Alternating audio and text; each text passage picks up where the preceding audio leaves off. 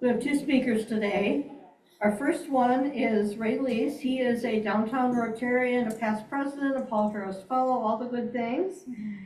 He's the planning program manager for the Tri-County Regional Planning Commission, and his experience includes being project director for the Heart of Illinois Regional Port District Master Plan, the regional director of US EPA Brownfield Assessments Contract for Tri-County, the regional advocate for Bob Michael Bridge redecking with the bike and pedestrian pathway, and regional advocate for Save Peoria Lakes. Our other speaker is Alan Meyers, and he is principal with the consulting. This is really dark up here. Principal with the consulting firm WSP. Alan specializes in helping ports, metropolitan planning agencies, and states to develop master plans and freight studies. During his 30-year career in consulting, Alan has worked on physical planning, forecasting, and funding for projects involving barges, deep draft container ships, railroads, trucking, aviation, and pipelines. Alan holds a BA from the University of Chicago, studied architecture at UCLA, and started his career in freight at the Port of Long Beach. He's here today to discuss his work on the Tri-County Regional Planning Commission on the Heart of Illinois Port Master Plan.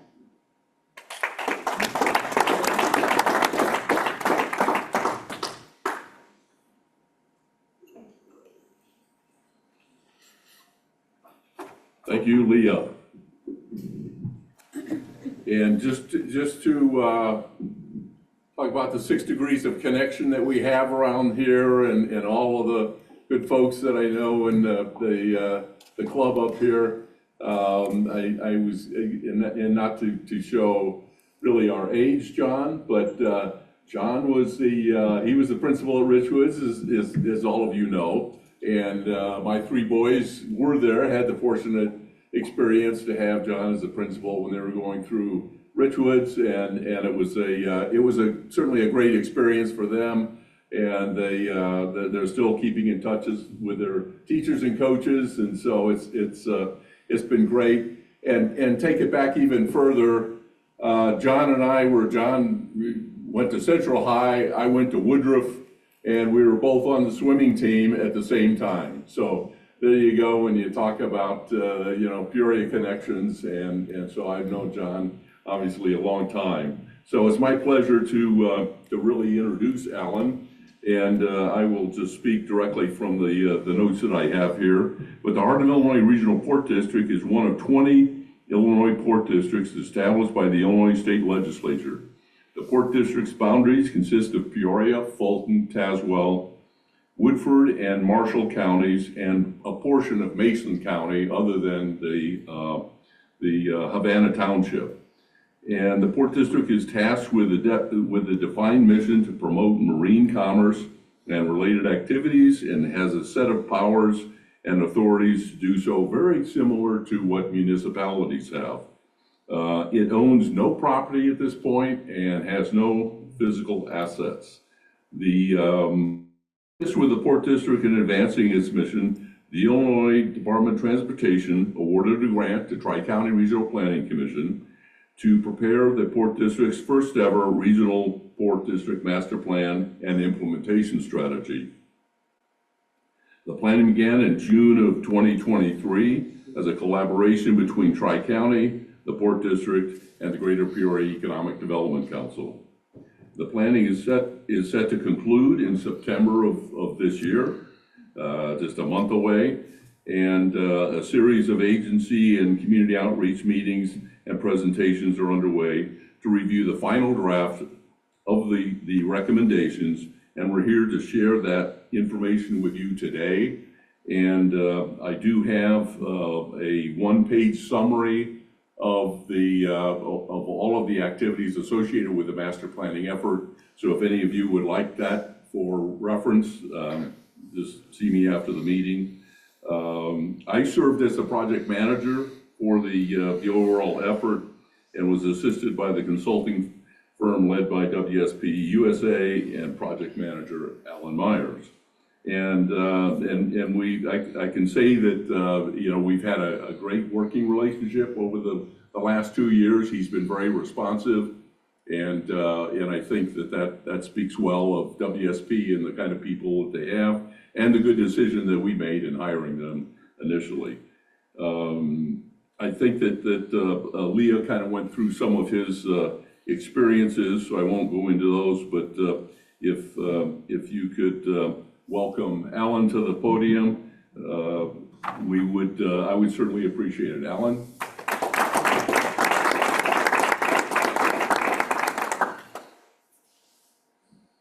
Thanks for the opportunity to be here today. It's when I sat down, I was tasked immediately with going to work and inscribing an inspirational message in a library book for kids. And the parent of 2 kids, and I don't think I ever said anything more inspirational to them than, "Will you clean your room? And when are you going to get a haircut?" But what occurred to me, if I could send out a message, and it's applicable to kind of kids of all ages, and this is what I inscribed, is make big plans and make them happen. I'm an urban planner, I would say that. It's kind of my job, but I think it's applicable in a lot of cases, and it's certainly applicable to the work that we're here to talk about. So Ray's given you kind of the highlights of the Heart of Illinois' Port District's Regional Port District Port Master Plan. I've prepared a presentation. There's a lot of detail in it because we're giving this to all kinds of audiences. We just want to have one deck. It's available if anybody wants a copy of it. I'm just going to try and hit the highlights and the key messages that I'd like to share with you. The other thing I'd like to highlight is I suspect that many of you have worked or are working for companies that are heavily involved in freight movement of grains, of fertilizers, of building materials, of construction equipment. All of that stuff requires the receipt of metals, of ores, of sands, of lumber, and the outbound movement of products to market, heavy products over distance. So it might have involved water transportation, truck or rail. But I expect that a lot of you are going to be pretty knowledgeable about freight movement specifically.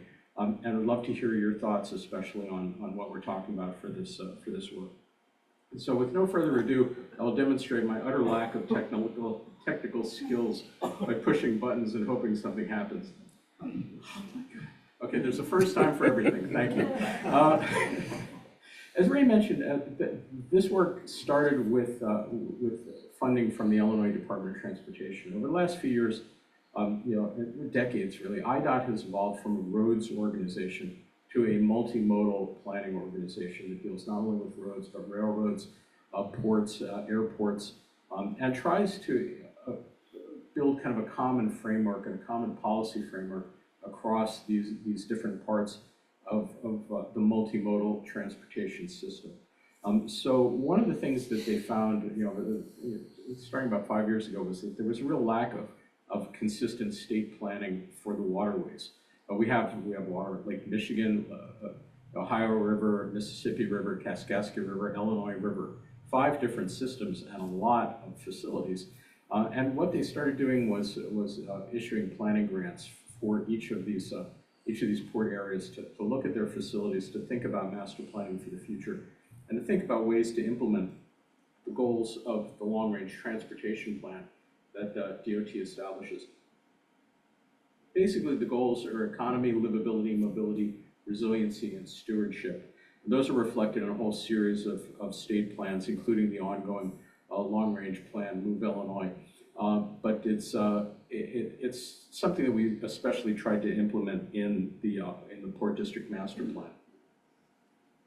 So as Ray mentioned, I think we're one of just 20 port districts in the state established by legislature. These are all over the state, and they all do different things. Only about 5 of them actually handle cargo through public facilities. The other 15 have private facilities, but the ports don't actually own, operate, or have a property interest in the operations of those private terminals.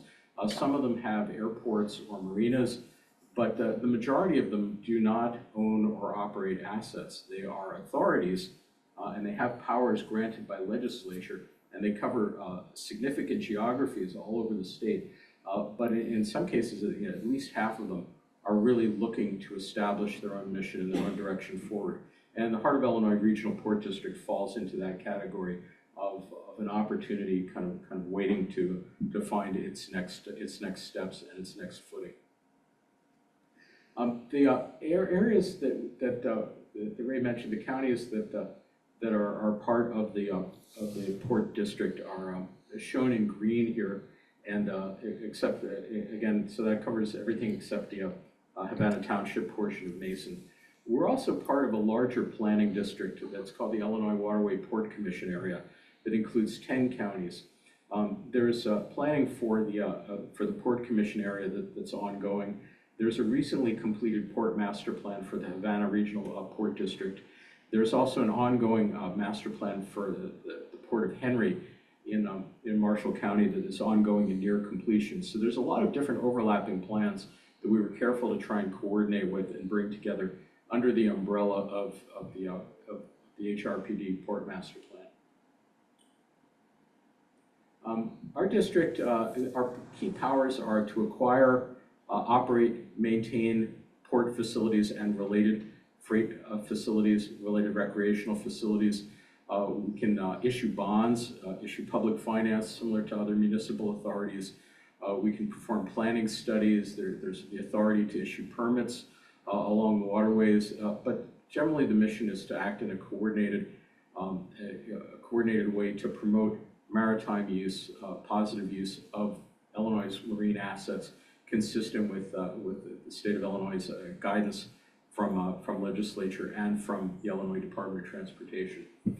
So the district has substantial powers. What it's lacked is a coordinated plan for utilizing those powers. So the goal of the study was really, to think about ways to frame and structure the port district so that it could, as an organization, do a more coordinated path to implementing its mission, and then to create a plan for the next stage of its development, its investment, its outreach, its marketing activities. Starting with an overview of the Port District as a whole, we've got about 35 port terminals that exist. About 29 of them appear to be active, 6 appear to be inactive. The capabilities of these different terminals are enormous. They cover a full range of different kinds of commodities that move on the water: grain, fertilizer, metals, building materials. And that doesn't include a substantial number that are in Havana Township, in Mason as well. So a very, very rich and very dense and very active marine cargo center in this district. We're very lucky to have a really strong roadway network, almost 1,100 miles of interstate, state highways, another 1,100 miles of county roads serving our 6 counties. Railroads, we're especially lucky that we have a lot more railroads than many communities do. There are actually 10 operating railroads, including 4 of our national Class 1s operating in the area, and every county has at least one Class 1 and at least one other railroad, which is very unusual. And a lot of our jobs, as many of you know, in the regional economy, are directly related to or dependent on the movement of freight, either for input materials or output materials. And it's things like agriculture, food production and manufacturing, metals manufacturing, metal components, machinery, building materials, all of that things. This economy is more dependent than many communities on the movement of goods for its economic support. And here's kind of we did an inventory of just which commodities really like to use the water, which commodities benefit the most from movement on the water. And not surprising, grain farming comes out on top. I mean, that's a great fit for the water. Fertilizer is a great fit for the water. Chemicals, iron and steel, metals, other aggregates and sands, Things that are heavy, that have relatively low value, that can afford a little bit of extra time in transportation, that are going long distances, that's really the sweet spot for marine transportation. Without marine transportation, those commodities might have to use more expensive rail or trucking, making the economics of actually moving them over distance unaffordable and making the business unsustainable. So these really depend on marine transportation to work. Right now, we've got about 77% of our tonnage moving on the water is originating outbound, about 23% is terminating. Nearly 2/3 is grains, oils, and food products. Most of the rest is fertilizers and chemicals with a mix of other goods thrown in. We're seeing growth. Growth is always hard to predict on the inland waterways because it depends on a lot of cyclical factors in what's being produced in a given year. Are the water levels good for transportation or not? What is the trade situation like? How much is being moved internationally versus domestically? But overall, we're seeing pretty consistent growth likely. We're figuring about 33% growth through 2050, pretty much tracking what we see as gross regional product growth. So freight movement on the water should grow, all things being equal, consistent with the general economic growth. We looked at market opportunities for the district. What's not being served by the market today, by private terminals? What else is an opportunity for port development? When we think about port development, we're talking about a common user kind of facility, a public facility where multiple users could benefit, not just for the use and the benefit of a single user, and not competing with anybody's existing facilities. So it's kind of a narrow range for the market that we're trying to hit. One of the things that people are excited about and have been for a long time is the idea of container on barge, taking the same kind of rail cars that the same kind of containers that you would see on a rail car, putting them on water. Hey, water is just another form of rail, right? You could do it that way. It doesn't work that way for the most part because the travel times are longer, the places that water gets to are shorter, and the lane densities necessary to make that service economical are difficult to manage. There's only one successful container on barge service operating in the U.S. today, despite maybe 15 or 20 startup efforts.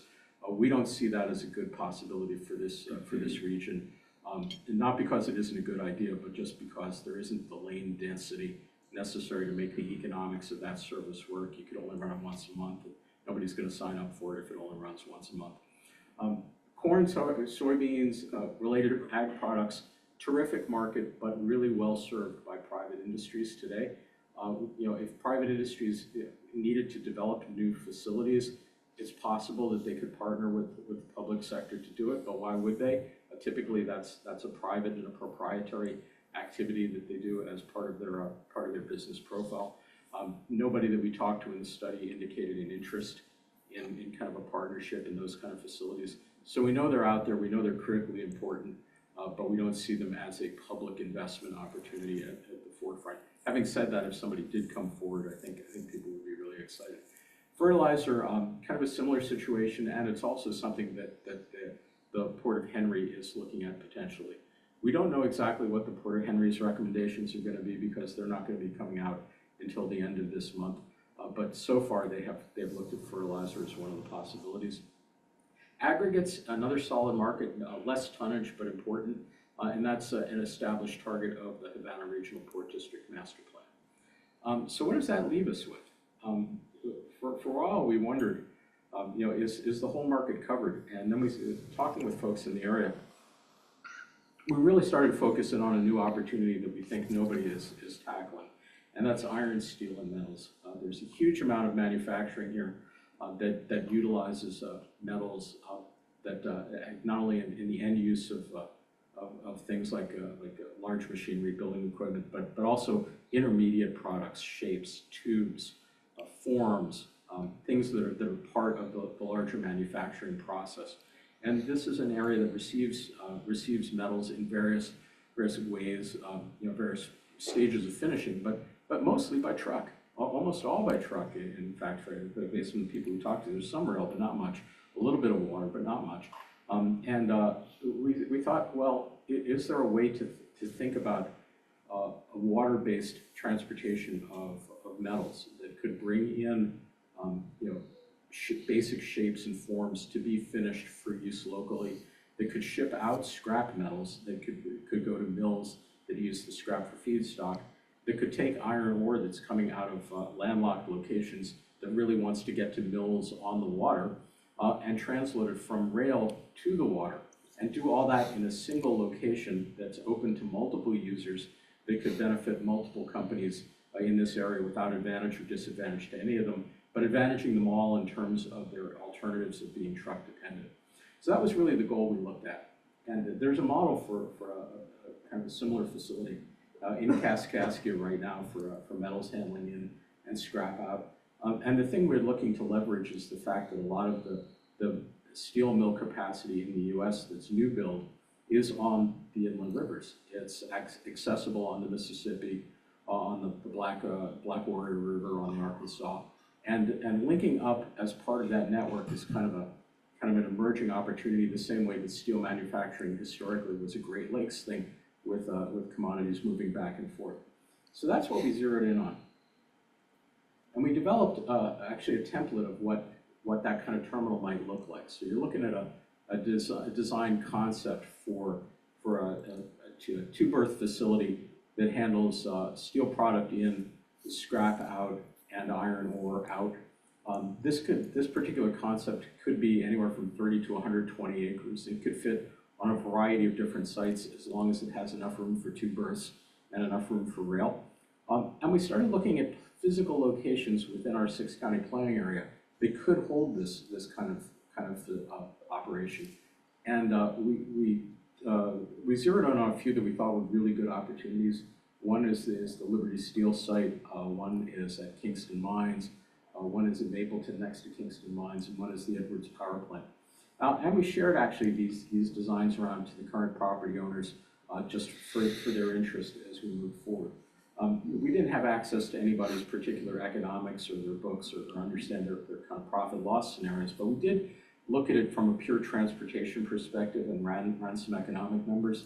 We think that this kind of development would be feasible for a private developer to undertake and potentially a moneymaker as a partner for them. And it's also something that could be funded publicly, but it would take probably a grant in the order of $14, $15 million or more based on the likely revenues you'd get from the operation of this facility. So coastal ports can cost hundreds and hundreds of millions of dollars.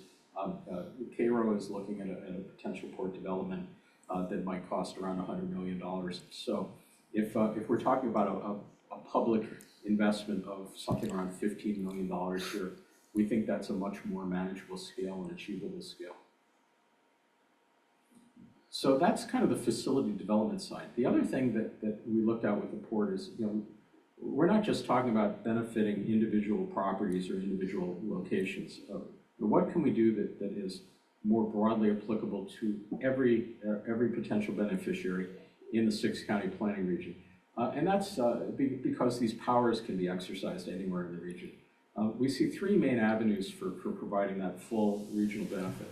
One is through property acquisition and development for our allowed uses anywhere in the region as opportunities arise. Another is being a partner in financing port development particularly through bonding authorities. There are some ports like Kansas City, like Cleveland, that act kind of as bankers, providing gap financing, bridge financing through bonding for projects that otherwise wouldn't advance. And they actually make money off of that. It helps sustain their operations. So it's kind of a win-win, and those opportunities are something that we think that Port District could look for. And the third area is regional technical assistance, helping with federal grants, helping with particular investigations and studies that individual locations, or individual jurisdictions or entities that couldn't undertake on their own, providing a kind of a regional clearinghouse for freight planning issues and activities. So I'm not going to go through all the words on this next series of slides, but we've created a series of basically policy statements that we're taking to the HRPD's Board of Commissioners for refinement and eventually approval. That'll be part of the Port Master Plan. We're looking to finish and publish the Port Master Plan by the end of September. But the main pillars are in terms of the strategy, 3 of them.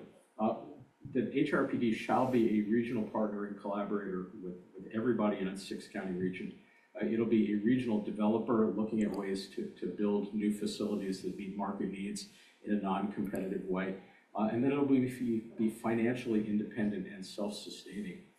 So far, it has relied for staff, for activities on kind of the occasional infusions of grant funding, contributions from counties. We're looking at strategies that would make this port a self-sustaining enterprise going forward. And to do that, we're talking about organizing a little bit differently. Traditionally, ports own things. They own assets, and they either operate the assets as operating ports, or they lease them out as landlords, or they do both as hybrids. Without assets, we're none of those things. So what are we? And the framing that we think about is being a regional partner and a regional partnership port. And this is an approach that first and foremost emphasizes our ability to form financial and technical relationships with communities within the planning region and with private development. And then as time allows and funds allow, evolve into ownership and operation of assets. But regional partnership is really the framing that we start with and we focus on. Vision of Cargo is to become the leading Illinois river port for steel and metals. We see some hubs on other waterways. We don't see a hub in this area serving this market. We think that's a big opportunity. We think that's the best market opportunity for focus. We'll also look to be a partner in non-cargo movement, in the stewardship of the waterways, and environmental studies, looking at invasive species, beneficial use of dredge materials, other kinds of benefits that the waterways provide. We've got a 10-point action plan.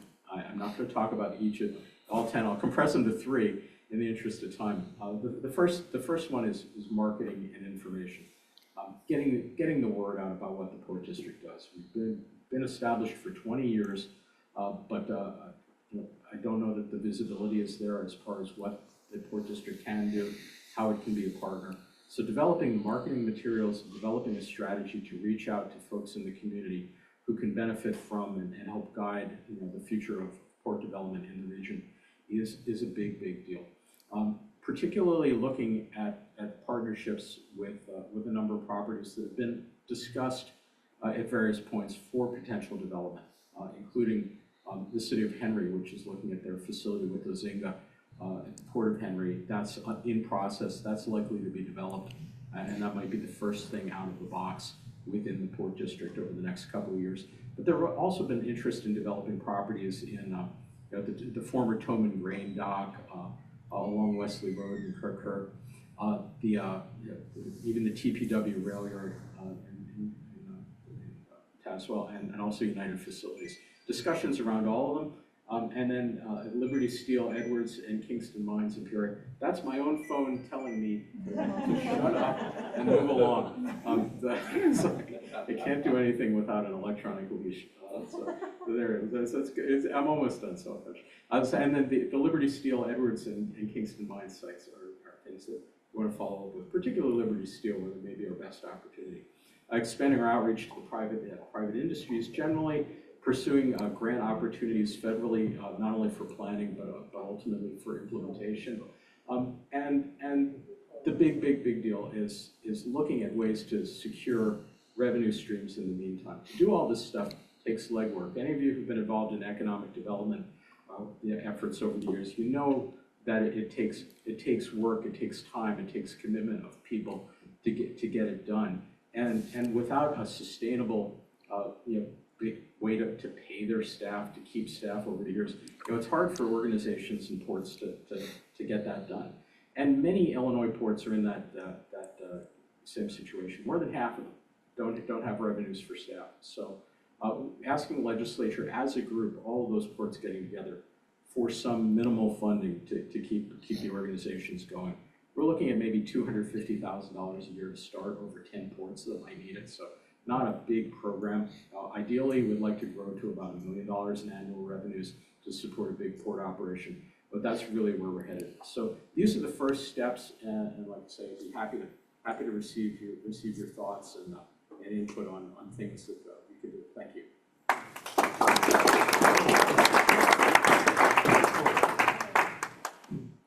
so much for being here and Ray being here. Good to see him again. My mind works financially when I ask questions. My question this time is, can you compare the cost per ton for roads, rail, and waterway? Do you happen to know that? Just offhand, it's it's about, rail is typically about 1/2 to 1/4 of what truck is, and barge is anywhere from like 1/2 to 1/10 of what rail is. I mean, barge has a huge advantage for certain kinds of commodities. So it's an enormous advantage, but industries pay that cost elsewhere. They pay it in time, they pay it in unreliabilities, so they pick it up other ways. So the financing is, the cost equation is measured not only in dollars out, but also in opportunity cost and risk and time. But for things that work on the water, they work spectacularly well. It just doesn't work for everything. You can't put a container with a bunch of UPS packages on the barge and expect it to get where it needs to be. It's not going to happen. But grain for sure, and grain and fertilizer is the perfect example. That's the virtuous cycle. Grain, the barge is loaded down, it comes back, it's got fertilizer, it's loaded. Somebody's paying for the trip both ways. There's no free riding. Everybody benefits and pays less per ton. So it's an enormous success story, and it doesn't get as much play nationally as it should, precisely because it works so well. It doesn't bother anybody. It doesn't blow up. It just works. So yeah, it's a great point.